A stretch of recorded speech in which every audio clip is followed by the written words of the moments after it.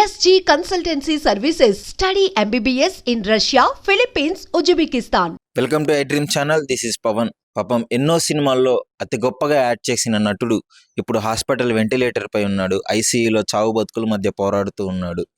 So ఇంత గొప్ప నటుడు ఎన్నో సినిమాలు చేసి పెద్ద పెద్ద యాక్టర్లతో యాక్ట్ చేసి ఆయన తనకంటూ ఒక స్థాయిని క్రియేట్ చేసుకున్నాడు. తన మీదే ఒక స్టోరీలు రాసే అంత గొప్పగా ఎదిగిన ఆ నటుడు ఇప్పుడు హాస్పిటల్లో ఎవరి సహాయం కోసం ఎదురు చూస్తున్నాడో తెలుసా?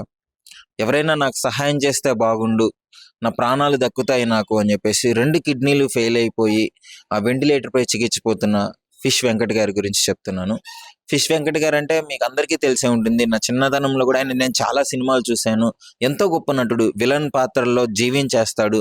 విలన్ తర్వాత కమెడియన్గా కూడా తను చాలా అందంగా అందరినీ నవ్వింపజేసే క్యారెక్టర్లు చాలా చేశాడు. బన్నీ, రవితేజ గారితో, బన్నీ గారితో, పవన్ కళ్యాణ్ గారితో, ఇలా చాలా మంది పెద్ద పెద్ద యాక్టర్లతో చేసిన ఆయన ఇప్పుడు ఇండస్ట్రీలో ఎవరైనా ఒక పెద్ద వ్యక్తులు నాకు డబ్బులు సహాయం చేస్తే బాగుండు అని చెప్పేసి చాలా ఎదురు చూస్తున్నాడు. అతనైతే ప్రస్తుతం ఐసీయూలో ఉన్నాడు. హైదరాబాద్లోని ఒక ప్రముఖ హాస్పిటల్లో చికిత్స పొందుతూ ఉన్నాడు. గత కొద్ది రోజుల నుంచి ఆయనకి ఆరోగ్యం అంతగా బాగలేదు. ఒకసారి ట్రీట్మెంట్ అయ్యింది, మళ్ళీ తర్వాత గత 2 రోజుల నుంచి ఆయన చావు బతుకులతో పోరాడుతూ ఉన్నాడు. సో అందరం ఆయన క్షేమంగా బయటికి రావాలని కోరుకుందాము. అలాగే ఎంతోమంది ఈ విషయాన్ని ఒక పెద్ద హీరోల దృష్టికి తీసుకెళ్ళి వాళ్ళు ఎంతో కొంత సహాయం చేస్తే బాగుంటుంది అని కోరుకుందాము. అతను చాలా బాగా యాక్ట్ చేస్తాడు. ప్రతి సినిమాలో మీరు అందరూ చూసే ఉంటారు. ఫిష్ వెంకట్ గారు అంటే తెలియని వ్యక్తి ఉండరు. ఇండస్ట్రీలో కూడా చాలా మంచి పేరున్న వ్యక్తి.